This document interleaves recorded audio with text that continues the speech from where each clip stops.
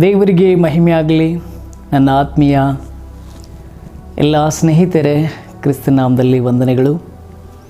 ತಾವೆಲ್ಲರೂ ಕೂಡ ಆರೋಗ್ಯವಾಗಿಯೂ ಮತ್ತು ಕ್ಷೇಮವಾಗಿಯೂ ಇದ್ದಿರೆಂಬುದಾಗಿ ನಾವು ಪ್ರಾರ್ಥನೆಯೊಂದಿಗೆ ನಂಬುವವರಾಗಿದ್ದೇವೆ. ಮತ್ತೆ ದೇವರ ಅತಿ ಶ್ರೇಷ್ಠವಾದಂತಹ ಕ್ರೈಸ್ತೀಯ ಮೌಲ್ಯಗಳಲ್ಲಿ ನಾವು ಧ್ಯಾನ ಮಾಡಿಕೊಂಡು ಬರ್ತಾ ಇದ್ದೇವೆ. ಈ ಒಂದು 5ನೇ ಮೌಲ್ಯವನ್ನು ಕೂಡ ನಿಮ್ಮೊಟ್ಟಿಗೆ ಹಂಚಿಕೊಳ್ಳಿಕ್ಕೆ ನಾನು ಎಷ್ಟೋ ಉತ್ಸಾಹವುಳ್ಳವನಾಗಿದ್ದೇನೆ. ಈ ನೂತನ ವರ್ಷದಲ್ಲಿ ನಾವು ದೇವರು ತನ್ನ ಭಕ್ತರಾಗಿರುವಂಥ ನಮಗೆ ಸತ್ಯವೇದದಲ್ಲಿ ಅನೇಕ ನಿಯಮಗಳನ್ನು ಅವರು ಕೊಟ್ಟಿದ್ದಾರೆ.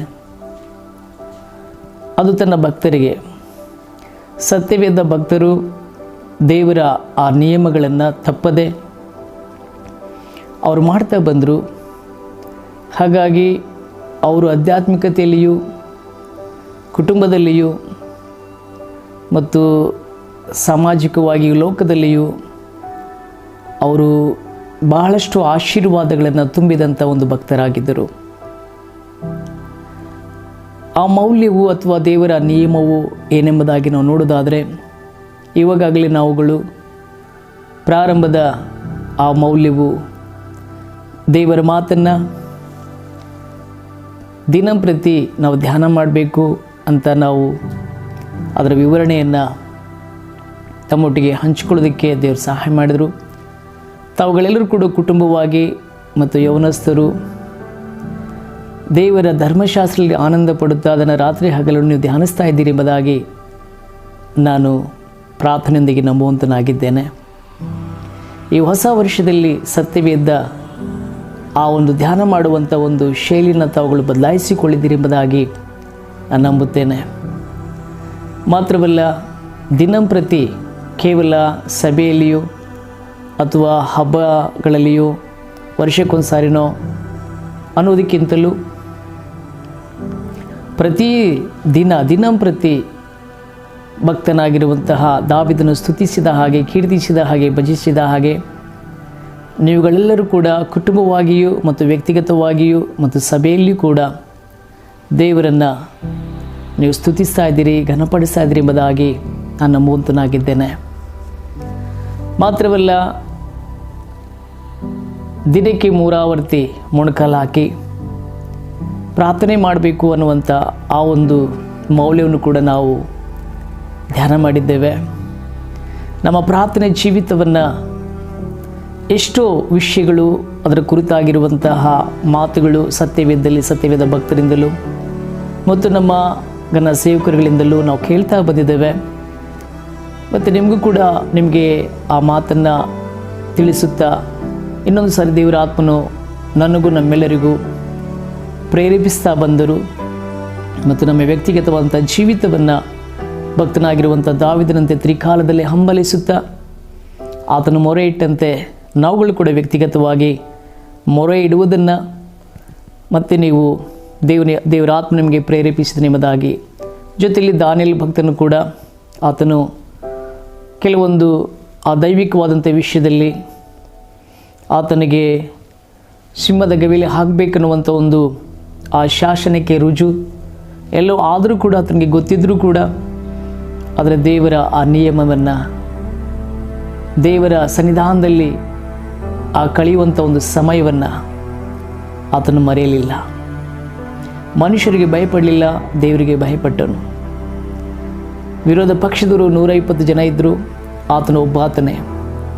ಆದರೆ ದೇವರು ಆ ಒಬ್ಬಾತನೊಂದಿಗೆ ಆತನ ಪ್ರಾರ್ಥನೆ ಆತನು ಮೆಚ್ಚಿದನು.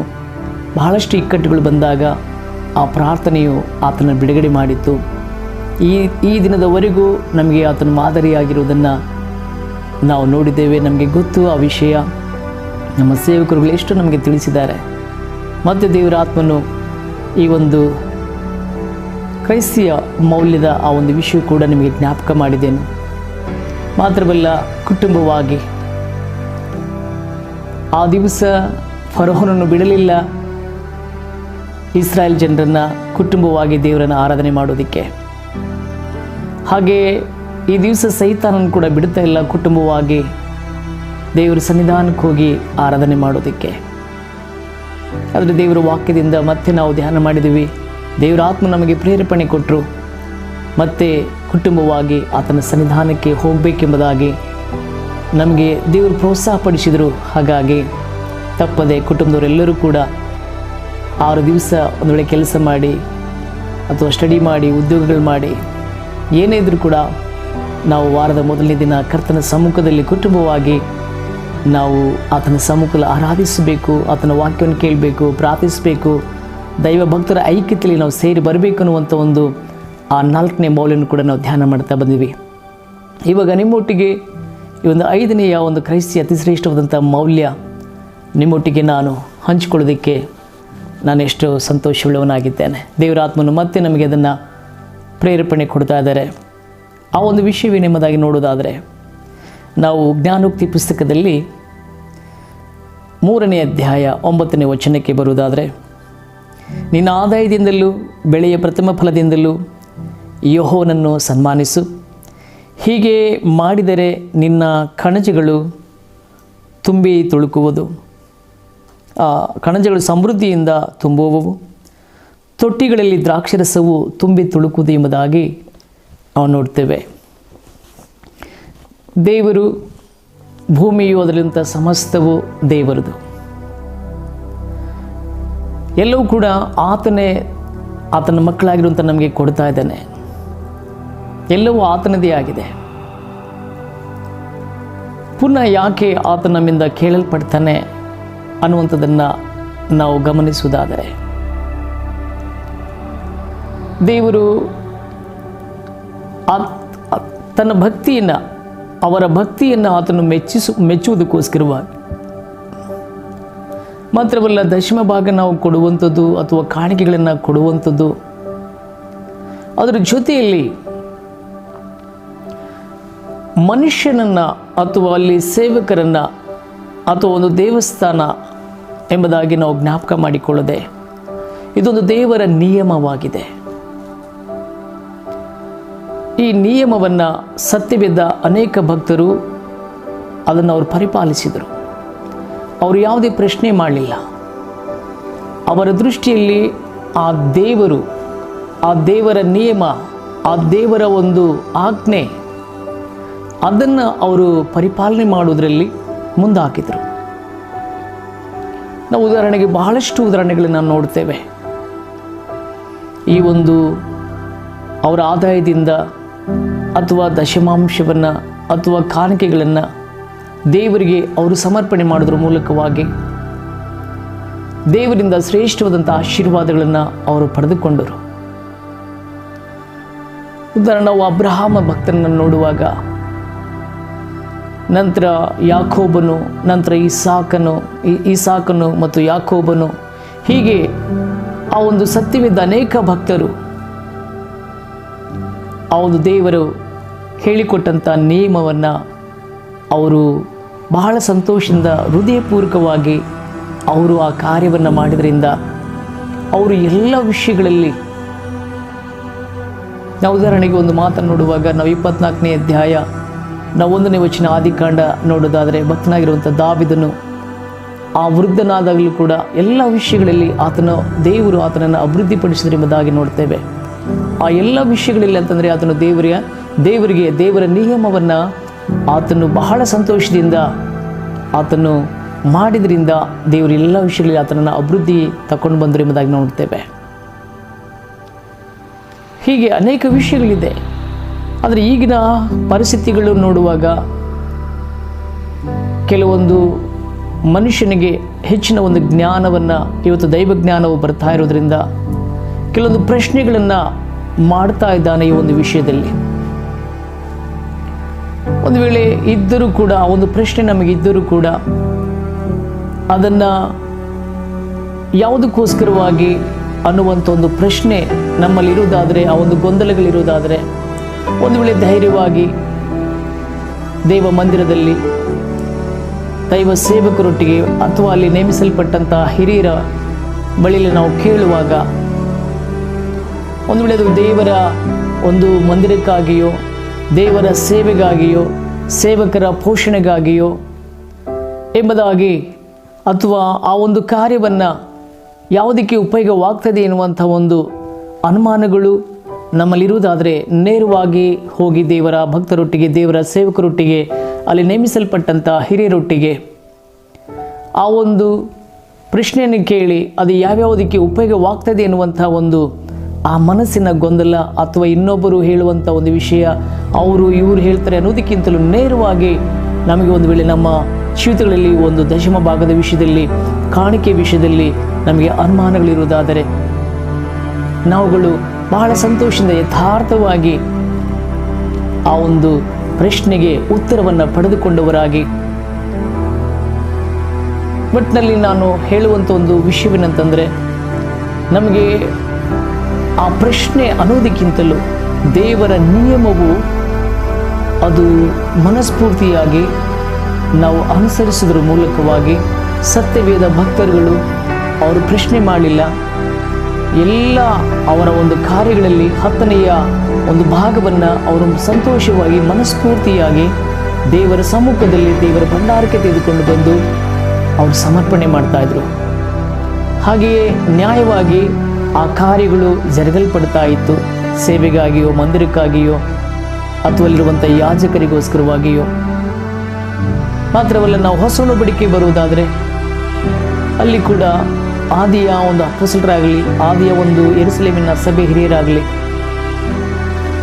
ಆ ಬಂದಿರುವಂತಹ ಕಾಣಿಕೆಗಳನ್ನು ಅವರುಗಳು ಸೇವೆಗೆ ಮತ್ತು ಎಲ್ಲಿ ಆ ಸೇವೆ ಪ್ರಾರಂಭದ ಹಂತದಲ್ಲಿ ಅಥವಾ ಬೆಳೆಯುವ ಹಂತದಲ್ಲಿ ಎಲ್ಲೆಲ್ಲಿ ಸೇವೆಗಳಿದ್ದವೋ, ಸೇವಕರಿದ್ದರು, ಕೆಲವೊಂದು ನಂಬಿಗಸ್ತವಾಗಿರುವಂತಹ ಸೇವಕರನ್ನು ಅವರು ಏರ್ಪಾಟ್ ಮಾಡಿಕೊಂಡು ಅವರ ಮೂಲಕವಾಗಿ ಆ ಒಂದು ಧನವು ಅಥವಾ ಆ ಒಂದು ಕಾಣಿಕೆಗಳು ಅನೇಕರಿಗೆ, ಅನೇಕ ಸಭೆಗಳಿಗೆ ಅಲ್ಲಿ ಸಲ್ಲಿಸಲಾಗ್ತಾ ಇತ್ತು. ಆ ಸಭೆಯಲ್ಲಿರುವಂತಹ ಬಡ ಜನಗಳು ಅಥವಾ ವಿಧವೆಯರು ಅಥವಾ ಮುಂತಾದ ಯಾವ್ಯಾವ ಪರಿಸ್ಥಿತಿಗಳಿದ್ವೋ ಆ ಒಂದು ಕಾಣಿಕೆಗಳು ಅಲ್ಲಿ ಉಪಯೋಗವಾಗಲ್ಪಡ್ತಾ ಇತ್ತು. ಆ ಸಭೆಗಳು ಬೆಳೀತಾ ಇತ್ತು, ಅಲ್ಲಿ ಸೇವೆಗಳು ಬೆಳೀತಾ ಇತ್ತು. ಹಾಗಾಗಿ ನನ್ನ ಪ್ರಿಯ ದೈವ ಭಕ್ತರೇ, ದೇವರು ನಮಗೆ ಕೊಡಲ್ಪಟ್ಟಂಥ ಈ ನಿಯಮವನ್ನು ನಾವು ಮನಸ್ಫೂರ್ತಿಯಾಗಿ ದೇವರು ನೋಡಿ ದೇವರಿಗೆ ಸಮರ್ಪಿಸೋದ್ರ ಮೂಲಕವಾಗಿ ನಿಜವಾಗಲೂ ದೇವರು ಹೇಳಿದ ಹಾಗೆ, ವಾಕ್ಯವು ಹೇಳ್ತಾ ಇರುವ ಹಾಗೆ, ಹೀಗೆ ಮಾಡಿದರೆ ನಿನ್ನ ಕಣಜಗಳು ಸಮೃದ್ಧಿಯಿಂದ ತುಂಬುವವು, ತೊಟ್ಟಿಗಳಲ್ಲಿ ದ್ರಾಕ್ಷರಸವು ತುಂಬಿ ತುಳುಕುವುದು ಅನ್ನುವಂಥ ಅದರ ಹಿಂದಿರುವಂಥ ಒಂದು ಆಶೀರ್ವಾದ ಅದು ಎಷ್ಟೊಂದು ದೊಡ್ಡದಾಗಿದೆ ನೋಡ್ರಿ.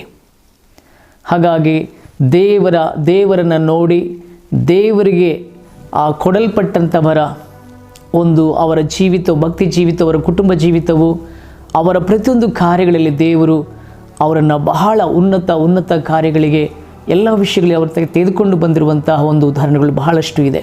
ನಾವೆಷ್ಟು ಧ್ಯಾನ ಮಾಡಿದ್ದೇವೆ ನಮ್ಮೆಲ್ಲರಿಗೂ ಗೊತ್ತಿದೆ. ಮತ್ತು ಇವಾಗಲೇ ಅನೇಕ ಭಕ್ತರು ಆ ಕಾರ್ಯವನ್ನು ಅನುಭವಿಸ್ತಾ ಇದ್ದಾರೆ ಸಂತೋಷಪೂರ್ವಕವಾಗಿ.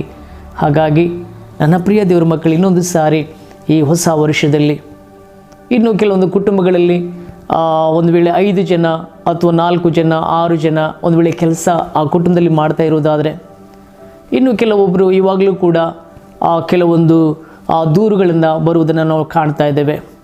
ಆ ಮನೆಯಲ್ಲಿ ಎಲ್ಲರೂ ಸೇರಿ ಒಬ್ಬರೇ ನಾವು ಆ ದಶಮ ಭಾಗವನ್ನು ದೇವರ ಕೊಟ್ಟಿದ್ದರಲ್ಲಿ ನಾವು ಕೊಡೋದ್ರ ಮೂಲಕವಾಗಿ ಆ ಒಂದು ವಿಷಯದಲ್ಲಿ ಅವರು ಸಂತೋಷ ಪಡ್ತಾ ಇದ್ದಾರೆ. ಆದರೆ ದೇವರ ನಿಯಮ ಹಾಗಲ್ಲ.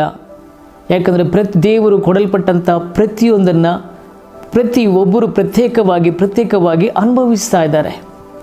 ಹಾಗಾಗಿ ದೇವರು ಕೊಡಲ್ಪಡುವಂಥ ಒಂದು ಕಾರ್ಯವನ್ನು ಅನುಭವಿಸ್ತಿರುವಂಥ ಪ್ರತಿಯೊಬ್ಬರು ಕೂಡ ನಾವೇನು ಮಾಡಬೇಕಾಗಿದೆ, ನಾವು ಪ್ರತ್ಯೇಕವಾಗಿ ಒಂದು ವೇಳೆ 5 ಜನ 6 ಜನ ನಾವು ಕೆಲಸ ಮಾಡಬೇಕಾದ್ರೆ ಒಬ್ಬೊಬ್ಬರು ಕೂಡ ಆ ಒಂದು ಆದಾಯದಿಂದಲೂ ಬೆಳೆಯ ಪ್ರಥಮ ಫಲದಿಂದಲೂ ಮಾತ್ರವಲ್ಲ ನಮ್ಮ ಹತ್ತಿರಲ್ಲಿ ಒಂದು ಭಾಗವನ್ನು ಅದು ದೇವರ ನಿಯಮವೆಂಬುದಾಗಿ ನಾವು ಅದನ್ನು ಸಂತೋಷದಿಂದ ಹೃದಯಪೂರ್ವಕವಾಗಿ ಮತ್ತು ಅದನ್ನು ದೇವರು ಏನು ನಿಯಮ ಮಾಡಿದರೋ ಅದರ ಪ್ರಕಾರವಾಗಿ ಅದರಲ್ಲಿ ನಾವು ದೇವರ ನಿಯಮ ಮಾಡಿರುವುದು ಒಂದು, ಅದು ನಮ್ಮ ಇಷ್ಟಾನುಸಾರವಾಗಿ ಕೆಲವು ಸಾರಿ ಕಾಣಿಕೆಗಳನ್ನು ನಾವು ಕೊಡ್ತೇವೆ ದೇವರಿಗೆ, ಸ್ತೋತ್ರವಾಗಲಿ. ಆದರೆ ಅದರ ಮಧ್ಯದಲ್ಲಿ ಇನ್ನೊಂದು ನಿಯಮ, 10ರಲ್ಲಿ 1 ಭಾಗವನ್ನು ಎಂಬುದಾಗಿ ಅದನ್ನು ಕೂಡ ಅದು ಹಳೆ ಒಡಂಬಡಿಕೆಯಲ್ಲಿ ಅಲ್ಲಿ ದೈವ ಭಕ್ತರು ಕೊಡಲ್ಪಡ್ತಾ ಇದ್ದರು. ಹಾಗಾಗಿ ಅವರು ಸಮೃದ್ಧಿಯಾಗಿ ಅವರು ಜೀವಿಸ್ತಾ ಬಂದರು. ಹೊಸ ಒಡಂಬಡಿಕೆಯಲ್ಲಿ ಇದರ ಕುರಿತಾಗಿ ಹೆಚ್ಚು ಬರೆಯಲ್ಪಟ್ಟಿಲ್ಲ, ಹಾಗಾಗಿ ನಾವು ಕೊಡುವುದಿಲ್ಲ ಅನ್ನುವಂಥ ಒಂದು ಮಾತು ಬೇಡ. ಹಾಗಾಗಿ ನನ್ನ ಪ್ರಿಯ ದೈವ ಭಕ್ತರೇ, ನಾವೆಲ್ಲರೂ ಕೂಡ ಈ ಒಂದು ವಿಷಯದಲ್ಲಿ ಇರುವಂಥ ಮನುಷ್ಯನ ನೋಡಿ ಅಥವಾ ಸೇವಕರನ್ನು ನೋಡಿ ಅನ್ನುವಂಥ ಒಂದು ವಿಷಯ ನಮ್ಮಿಂದ ತೆಗೆದುಹಾಕಿ, ಆ ಗೊಂದಲಗಳು ತೆಗೆದುಹಾಕಿ, ಅವರು ಅದನ್ನು ಹೇಳ್ತಾರೆ, ಇವರು ಇದನ್ನು ಹೇಳ್ತಾರೆ ಎಂಬುದಾಗಿ ಅವೆಲ್ಲ ಗೊಂದಲಗಳು ಬೇಡ. ನಾವು ದೇವರ ಇದು ನಿಯಮವಾಗಿದೆ, ಇದು ದೇವರ ಕ್ರೈಸ್ತಿಯ ಒಂದು ಅತಿ ಶ್ರೇಷ್ಠವಾದಂಥ ಒಂದು ಮೌಲ್ಯವಾಗಿದೆ. ಈ ಮೌಲ್ಯವನ್ನು ನಾವುಗಳು, ನನ್ನ ಕುಟುಂಬದವರು ನಾವೆಲ್ಲರೂ ಕೂಡ ಅದನ್ನು ಪರಿಪಾಲನೆ ಮಾಡುವುದಾದರೆ ಅದರ ಹಿಂದೆ ಭಾಳಷ್ಟು ಆಶೀರ್ವಾದಗಳು ದೇವರು ಇಟ್ಟಿದ್ದಾರೆ. ಆ ಆಶೀರ್ವಾದಗಳನ್ನು ಸತ್ಯವೇದ ಭಕ್ತರು ಅವರು ಅನುಭವಿಸಿದರು. ಹಾಗೆ ಇವಾಗಿನ ಭಕ್ತರಾಗಿರುವಂಥ ನಾವುಗಳು ಕೂಡ ಕುಟುಂಬವಾಗಿ ಆ ದೇವರ ನಿಯಮವನ್ನು, ಈ ಒಂದು ಕ್ರೈಸ್ತಿಯ ಅತಿಶ್ರೇಷ್ಠವಾದಂಥ 5ನೇ ಮೌಲ್ಯವನ್ನು ನಾವೆಲ್ಲರೂ ಕೂಡ ಬಹಳ ಸಂತೋಷವಾಗಿ ಆನಂದಭರಿತವಾಗಿ ದೇವರು ನಮಗೆ ಕೊಟ್ಟಿದ್ದರಲ್ಲಿ ನಾವು ಆತನಿಗೆ ಅಥವಾ ನಮಗೆ ಕೊಡುವಂಥ ಒಂದು ಆದಾಯದಲ್ಲಿ ಒಂದು ವೇಳೆ 10 ಅಲ್ಲಿ ಹೊಂದಿರುವಂಥ ಭಾಗವನ್ನು ಕೂಡ ನಾವು ಪ್ರಶ್ನೆ ಮಾಡದೆ ದೇವರನ್ನ ನೋಡಿ, ದೇವರ ಸೇವೆಯನ್ನು ನೋಡಿ, ಅದರ ಇರುವಂಥ ಪ್ರಶ್ನೆಗಳನ್ನ ಮಾಡಿ ಅದನ್ನು ಒಂದು ವೇಳೆ ಧೈರ್ಯವಾಗಿ ಅವ್ರ ಮುಂದೆ ಇವ್ರ ಮುಂದೆ ಯಾರ ಮುಂದೆ ಕೂಡ ನಾವು ಹೇಳದೆ ನೇರವಾಗಿ ದೇವರನ್ನ ನೋಡುತ್ತಾ ಆ ಒಂದು ನ್ಯಾಯಯುತವಾದಂತಹ ಉತ್ತರವನ್ನು ಪಡೆದುಕೊಂಡು ದೇವರಿಗೆ ನಾವು ಕೊಡುತ್ತಾ ಆತನ ಶ್ರೇಷ್ಠವಾದಂಥ ಸೇವೆಯಲ್ಲಿ ಭಾಗಿಯಾಗುತ್ತಾ ಆತನಿಗೆ ಮಹಿಮೆ ಪಡಿಸುತ್ತಾ ಮತ್ತು ಸಭೆಗೆ ನಾವು ಉತ್ತಮವರಾಗಿಯೂ ಮತ್ತು ಸೇವಕರು ಅಥವಾ ದೇವರ ಮಕ್ಕಳಾಗಿರುವಂಥ ನಮ್ಮಲ್ಲಿ ಆ ಬಾಂಧವ್ಯವು ಬಹಳ ಸಂತೋಷಕರವಾಗಿ ಮುಂದೆ ಸಾಗಲ್ಪಡೋದಾದರೆ ದೇವರು ಸಂತೋಷಪಟ್ಟು ಆ ಒಂದು ದೇವರು ಮತ್ತು ಯಾಜಕರು, ಆ ಒಂದು ಸಭೆಯು, ದೇವರ ಮಕ್ಕಳು, ಹೀಗೆ ಎಲ್ಲೂ ಕೂಡ ಅಲ್ಲಿ ಸಂತೋಷ ಬರೆಯುವಂಥ ಕಾರ್ಯಗಳನ್ನು ದೇವರು ಖಂಡಿತವಾಗಲಿ ಮಾಡ್ತಾನೆ ಅನ್ನುವಂಥ ಮಾತನ್ನು ನಿಮ್ಮೊಟ್ಟಿಗೆ ಸಾರಿ ಹೇಳುತ್ತಾ, ಇನ್ನೊಂದು ಸಾರಿ ದೇವರ ಆತ್ಮ ನಮಗೆ ಪ್ರೇರೇಪಣೆ ಕೊಡುವುದರಿಂದ ಈ ಮಾತನ್ನು ಕೇಳಿಸಿಕೊಂಡಿರುವಂಥ ನಾವೆಲ್ಲರೂ ಕೂಡ ಈ ಹೊಸ ವರ್ಷದಲ್ಲಿ ಇನ್ನೂ ಹೆಚ್ಚಾಗಿ ದೇವರನ್ನು ನೋಡಿ, ದೇವರ ನಿಯಮವನ್ನು ಅನುಸರಿಸಿ ದೇವರ ಕಾರ್ಯಗಳಿಗೆ ಕೊಡುತ್ತಾ ಆತನ ಸೇವೆಯನ್ನು ನಾವು ಬಲಪಡಿಸೋಣ. ದೇವರಿಗೆ ಮಹಿಮೆ ಆಗಲಿ. ಈ ಮಾತುಗಳನ್ನು ಕೇಳಿರುವಂಥ ನೋಡಿರುವಂಥ ನಿಮ್ಮೆಲ್ಲರನ್ನ ದೇವರು ಆಶೀರ್ವಾದ ಮಾಡಲಿ. ನಿಮ್ಮ ಕುಟುಂಬಗಳನ್ನು, ನಿಮ್ಮ ಆದಾಯಗಳನ್ನು, ನಿಮ್ಮ ಸಂಪಾದನೆಗಳನ್ನು ಇನ್ನೂ ದೇವರು ಅದ್ಭುತವಾಗಿ ಆಶೀರ್ವಾದ ಮಾಡಲಿ. ಎಲ್ಲ ವಿಷಯಗಳಲ್ಲಿ ದೇವರು ಅಬ್ರಹಾಮನನ್ನು ಆಶೀರ್ವಾದ ಮಾಡಿದ ಹಾಗೆ, ಅಭಿವೃದ್ಧಿ ತಂದ ಹಾಗೆ ದೇವರು ನಮ್ಮೆಲ್ಲರನ್ನ ಆ ಅಭಿವೃದ್ಧಿಯಲ್ಲಿ ನಡೆಸಲಿ ಎಂಬುದಾಗಿ ನಾನು ನಿಮಗೋಸ್ಕರವಾಗಿ ಪ್ರಾರ್ಥನೆ ಮಾಡುವುದಾಗಿದ್ದೇನೆ. ದೇವರು ನಿಮ್ಮನ್ನು ಆಶೀರ್ವದಿಸಲಿ. Thank you. God bless you. ವಂದನೆಗಳು.